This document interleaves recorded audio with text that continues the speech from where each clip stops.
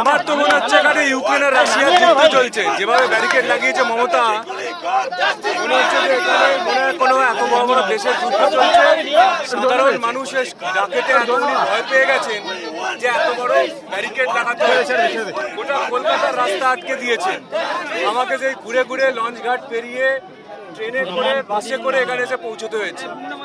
তো এইভাবে সাধারণ মানুষের যে ডাক, সাধারণ মানুষকে যেভাবে উনি হেনস্থা করছেন, বাংলার মানুষের উত্তর দেবে। শান্তি চাই না, আমাদের সমস্ত শান্তির পথ চাই আমরা। অভয়ের মা বাবা শান্তির ডাক দিয়েছেন, এটা অভয়ের মা বাবার ডাকা প্রতিবাদ, এটা কোনো রাজনৈতিক প্রতিবাদ নয়, কোনো রাজনৈতিক সিদ্ধান্ত নয়।